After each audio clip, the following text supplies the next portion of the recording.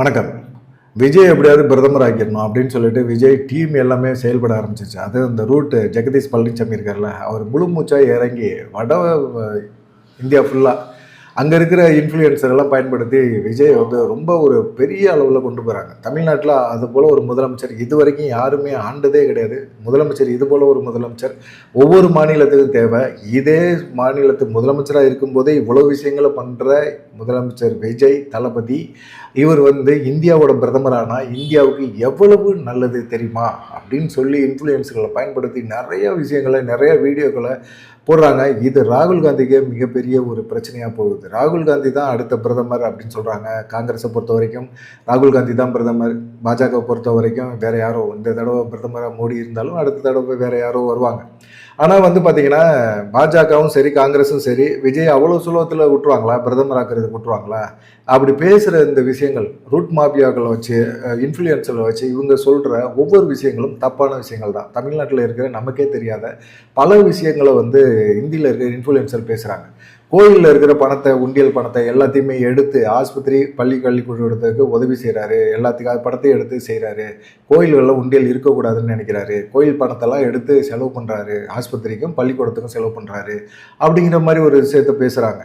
இது எங்கே நடந்திருக்கு? தமிழ்நாட்டில் நம்ம இருக்கிறோம். தமிழ்நாட்டில் நமக்கு தெரியாமல் இந்த விஷயங்கள்லாம் நடந்திருக்கா அப்படிங்கிற மாதிரி தான் இருக்குது. அது இல்லாமல் ப்ரைவேட் ஹாஸ்பிட்டலில் நீங்கள் போய் அட்மிட் ஆனீங்க அப்படின்னா உங்களுக்கு மருத்துவ செலவு ஃபுல்லாக ஃப்ரீ அப்படின்னு சொல்கிறாங்க. எங்கே?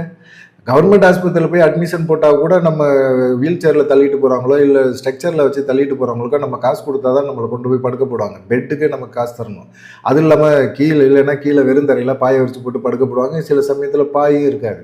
அவங்க ஒவ்வொரு இதுக்குமே கவர்மெண்ட் ஆஸ்பத்திரியிலே செலவு இருக்குது. ஆனால் இவங்க வட இந்தியா சைடு இன்ஃப்ளூயன்சர்கள் வந்து விஜய் ஜோசப் விஜய்லாம் சொல்கிறதே இல்லை, விஜய் தளபதி அப்படின்னு தான் சொல்கிறாங்க. ஜோசப் விஜய்ன்னு சொன்னால் வட இந்தியாவிலலாம் பார்த்தீங்கன்னா ஓட்டு போட மாட்டாங்க. அவங்க வந்து இன்னும் உண்மை தன்மை தெரியாமல் காசுக்காக இன்ஃப்ளூயன்சர் எல்லாமே பேசிகிட்டு இருக்காங்க.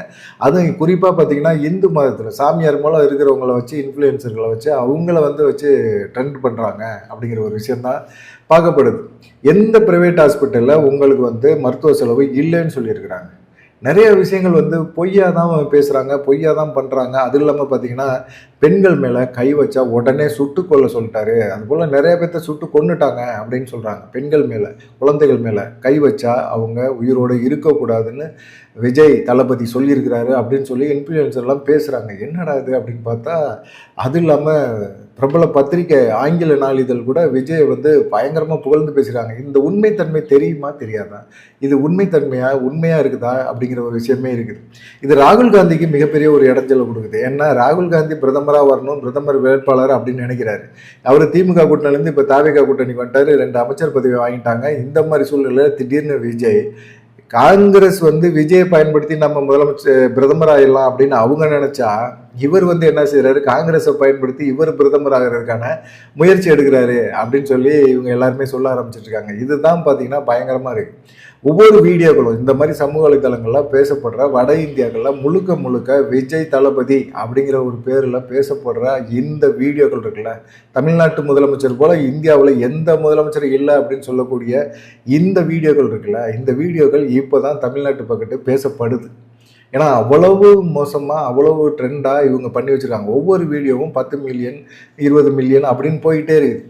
இப்படி பேசுகிறவங்களுக்கெல்லாம் இவங்க என்ன செய்கிறாங்க அப்படின்னா, இவங்க 75 லட்சம், ஒரு லட்சம் ரூபா, 75,000, 1 லட்சம் இப்படின்னு சொல்லி பணம் போடுறாங்க ஒரு வீடியோவுக்கு. இப்படி பணம் போடுறாங்க அப்படின்னா அவங்களுக்கு ஓடுற அந்த மில்லியன் கணக்கை வச்சு அவங்க பணம் அடுத்தடுத்த வீடியோக்களுக்கு பணம் கொடுக்குறாங்க. ஒரு 10 வீடியோ போட்டாங்க அப்படின்னா 7,5 லட்ச ரூபா அவங்க வாங்கிடுறாங்க. இது சம்பந்தமாக ஒரு நபர் வந்து அவரும் வந்து பேசியிருக்கிறாரு, அந்த இன்ஃப்ளூயன்ஸில் பேசியிருக்காரு. அவங்க ஒரு வீடியோவுக்கு 70 லட்ச ரூபா கேட்டிருக்கிறாங்க. இதெல்லாமே வந்து அவர் ஆதாரத்தோடு வந்து வெளியிட்டிருக்கிறாரு. இப்படி வந்து தேவையா? விஜய் வந்து இப்போ தான் கட்சி ஆரம்பித்தார், முதலமைச்சர் ஆகியிருக்கிறாரு. இந்த தமிழ்நாட்டை வழி நடத்துறதுக்கு அவர் வந்து கொஞ்சம் சிரமப்பட்டுக்கிட்டு இருக்காரு. இந்த மாதிரி சூழ்நிலையில் இந்தியாவே வழி நடத்திடுவாரா அப்படிங்கிற மாதிரி ஒரு கேள்வி தான் இருக்குது. இது எதுக்கு? இது தேவையில்லாத வேலை அப்படிங்கிற மாதிரி இருக்காங்க. பாஜக ஒரு நெருக்கடி கொடுத்துச்சுன்னா விஜய் காணா போயிடுவார். இந்த நெருக்கடியை எதுக்காக இந்த மாதிரி செய்கிறாங்க? சட்டமன்றத்தில் கூட ஆதவர்ஜுனா எழுந்து பேசும்போது கூட தமிழ்நாட்டை சேர்ந்த ஒருத்தர் பிரதமர் ஆகுறது நல்லது அப்படின்னு பேசினார். தமிழ்நாட்டில இருந்து விஜய் பிரதமராக்கி நீங்கள் அனுப்புனா சந்தோஷம்தான், எல்லாத்துக்கும் சந்தோஷம்தான். இந்தியாவில் ஒரு பிரதமர் விஜய்டா அப்படின்னு சொல்லி ஒரு சந்தோஷப்பட்டுக்கலாம். ஆனால் இங்கே தமிழ்நாட்டை ஆதவர்ஜுனா கைப்பற்றுறதுக்கான ஒரு முயற்சிக்காக பேசுகிறாரோ அப்படிங்கிற மாதிரி இருக்குது. சரி பார்க்கலாம் என்ன தான் இவங்க பேசுகிறாங்க. ஏன்னா எல்லாம் பார்த்தீங்கன்னா இந்தியில் இப்போ பேசப்படுறது வைரல் ஆகிட்டே இருக்கிறது. காரணம் ஒரே ஒரு விஷயந்தான், விஜயை பற்றி பேசுகிறாங்க. விஜய் அந்த சைடு மில்லியன் கணக்கில் டேக் விஜய்னு போட்டாலே முடிஞ்சு போச்சு. அவ்வளோ தூரம் ஸ்பீடாக போக ஆரம்பிச்சிருச்சு. இப்போ என்னன்னு கேட்டிங்கன்னா இது வட இந்தியா மட்டும் இல்லை, எல்லா சைடுமே வங்காளதேசம், பாகிஸ்தான், நேபாள் எல்லாத்துலேயும் பார்த்தீங்கன்னா இன்ஃப்ளூயன்சர்கள் இருக்கிறாங்கல்ல, எல்லாத்துக்கும் பணத்தை கொடுத்து நீங்கள் பண்ணுங்க அப்படின்னு சொல்லி பண்ணுறாங்க. யார் பண்ணுறா அப்படின்னு பார்த்தீங்கன்னா ஜெகதீஷ் பழனிசாமி ரூட் அவர் தான் பண்ணுறாரு அப்படிங்கிற மாதிரி எல்லாருமே சொல்கிறாங்க. இதுதான் இப்போ மிகப்பெரிய ஒரு பிரச்சனையாக விஜய்க்கு கொண்டு வரோம். ஏன்னா விஜய் தன்னுடைய ஜோசப் விஜய் அப்படிங்கிற ஒரு பேச்சை மாற்றிட்டு பேரை மறந்துட்டு அவர் விஜய் தளபதி அப்படின்னு சொல்லி அந்த சைடு ட்ரெண்டு பண்ணுறாங்க.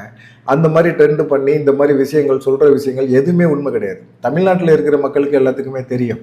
தமிழ்நாட்டில் இருக்கிற மக்கள் எல்லாத்துக்குமே என்ன நடக்குது அப்படிங்கிற விஷயம்லாம் தெரியும். ஆனால் வட மாநிலங்களில் இருக்கிறவங்களுக்கு தெரியுமா? வட மாநிலத்தில் இங்கே வேலை பார்க்குற இந்த வேலைக்கு வந்திருக்கிற இளைஞர்களுக்கு தெரியும், கண்டிப்பாக தெரியும். தமிழ்நாட்டில் அப்படிலாம் ஒரு சம்பவம் நடக்கலை. பொம்பளை பிள்ளைங்க மேலே கை வச்சா சுற்றுவேன் அப்படின்னு விஜய் எங்கேயுமே அறிக்கை கொடுக்கல. ஆஸ்பத்திரியில் ஃப்ரீயாக ட்ரீட்மெண்ட்டு, அதுவும் ப்ரைவேட் ஹாஸ்பிட்டலில் அதெல்லாம் சுத்தமாக கிடையாது அப்படிங்கிற மாதிரி விஷயங்கள்லாம் பார்க்கப்படுது. ஆனால் இந்த ஜெகதீஷ் பழனிசாமி என்ன செய்கிறாரு, ட்ரெண்டாக்கணும், விஜயை எப்படியாவது பிரதமராக்கணும் அப்படின்னு சொல்லி நினைக்கிறாங்க. இந்த ட்ரெண்டு இவருக்கே எதிராக நடந்து போயிடும். இப்போ தமிழ்நாட்டு மக்களே கொஞ்சம் விழிப்புணர்வு ஆகிட்டாங்க. இந்த மாதிரி தான் ட்ரெண்டு பண்ணி விஜய் இந்த மாதிரி செய்கிறாரு. சொந்த கை காசை போட்டு 2500 கொடுப்பாரு மக்களுக்கு. ஆட்சியில் உட்கார்ந்தோன்னே முதல் கையெழுத்து அதுதான். அப்படியே இல்லைனாலும் 2500 அவர் கை காசை போட்டு கொடுப்பாரு அப்படின்னாங்க. 1 கிராம் மோதிரம் கூட அவர் கை காசை போட்டு கொடுக்கல. அப்படி தான் நடக்குது. இந்த மாதிரி சூழ்நிலையில் எல்லாமே கவர்மெண்ட் காசு தான், அரசு காசு தான், நம்ம வரி பணம் தான். இதெல்லாம் எப்போ மக்கள் உணர போகிறாங்க அப்படிங்கிறது தெரியுது. இப்போ மெல்ல உணர ஆரம்பிச்சிட்டாங்க அப்படிங்கிற மாதிரியும் எல்லாருமே பேச ஆரம்பிக்கிறாங்க. இந்த நெட்வொர்க் இருக்குல்ல, விஜய்க்காக செயல்படுற நெட்வொர்க் இருக்குல்ல, இந்த நெட்வொர்க்குக்கு இணையாக இப்போ அஜித்தும் செயல்பட வேண்டியிருக்கு, ரஜினிகாந்தும் செயல்பட வேண்டியிருக்கு. ஏன்னா விஜயோட நெட்வொர்க்கு பெருசாக கொண்டு போயிட்டே இருக்கிறாங்க. அவங்களுடைய இன்ஃப்ளூயன்சர்கள் எல்லா சைடும் காசுக்காக செய்திகள் உண்மையாக போய் அதை பற்றிலாம் அவங்க காசு கொடுக்குறியா, நாங்கள் பேசுகிறோம், என்ன பேச சொல்கிறேன் அதை கொடுத்தேன்னா நாங்கள் பேசுகிறோம். எல்லாத்துலேயுமே ஹிந்தி, மராட்டி, பெங்காலி அப்படி இப்படின்னு எல்லா விஷயங்களையும் பார்த்தீங்கன்னா விஜயை புகழ்ந்து பாடுற வீடியோக்கள் சமூக வலைதளங்கள்லாம் அதிகமாக போயிடுச்சு. இப்போ இந்த விஷயங்கள் பிரதமர் யார், விஜயா மோடியா அப்படின்னு கேட்டினா எல்லாம் விஜய் தளபதி அப்படின்னே சொல்கிறாங்க. எல்லாத்தையும் சொல்ல வைக்கிறாங்க. சொல்ல வச்சு அந்த வீடியோ எடுத்து அது சமூக வலைத்தளங்களை ட்ரெண்ட் ஆக்கி அதை பார்க்கும்போது மக்களுக்கு என்ன தோணும்?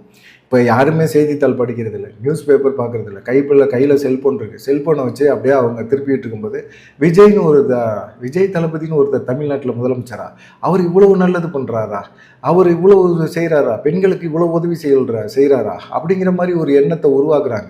இந்த எண்ணம் தமிழ்நாட்டில் இருக்கிறவங்களுக்கு எல்லாத்துக்கும் தெரியும் இது பொய்ன்னு சொல்லி. ஆனால் தமிழ்நாட்டு மக்களுக்கு இப்படி ஒரு வீடியோ வட இந்திய சைடு பரவுது அப்படிங்கிற விஷயமே இப்போ தான் மெல்ல தெரிய ஆரம்பிக்குது. ஏன் விஜய் இப்படி பண்ணுறாரு அப்படிங்கிற ஒரு எண்ணம் பெண்கள் மத்தியில் உருவாகுது. ஏன் இப்படி பண்ணிக்கிட்டு இருக்கீங்க அப்படிங்கிற ஒரு கேள்வி இருக்குது. இல்லை, நாங்கள் பிரதமராக்க போகிறோம், அவரை பிரதமராக்குங்க. அதுக்காக பொய்யா சொல்லி பிரதமராக்குறீங்க. இதை பாஜக விட்டுருமா? இல்லை காங்கிரஸ் ராகுல் காந்தி விட்டுருவாரா? ராகுல் காந்தியை அவர் தான் பிரதமர் வேட்பாளர் அப்படின்னு சொல்லிட்டு இருக்காங்க. கூட்டணி கட்சியான இவரே இவர் பிரதமர் அப்படின்னு சொன்னால் இதை எப்படி ஏற்றுக்க முடியும்? வட இந்தியாவில் அதுக்காக தான் இப்போயே காய் நவுத்துறாங்க, விஜயை வச்சு காய் நவுத்துறாங்க. அப்படிங்கும்போது ராகுல் காந்தி கூட எட்டப்பர் அப்படிங்கிற ஒரு வார்த்தையை சமீபத்தில் ஒரு பேட்டியில் கூட சொல்லியிருந்தார். எட்டப்பர்னு சொல்லி விஜய் தான் சொல்கிறாரோ அப்படிங்கிற மாதிரி தாவேக்காரங்க இது பண்ண ஆரம்பிச்சிட்டாங்க. ஆனால் பார்த்தீங்கன்னா உள்துறை அமைச்சர் வந்தப்போ இங்கே பார்த்தீங்கன்னா ரொம்ப பம்மி தான் இருந்தார். காவேரி நதிநீர் பிரச்சனைக்கு பேச மாட்டேங்கிறாரு, தமிழர் பிரச்சனைக்கு பேச மாட்டேங்கிறாரு, தமிழ்நாட்டு பிரச்சனை ஏகப்பட்டது கிடக்குது அதுக்கு பேச மாட்டேங்கிறாரு.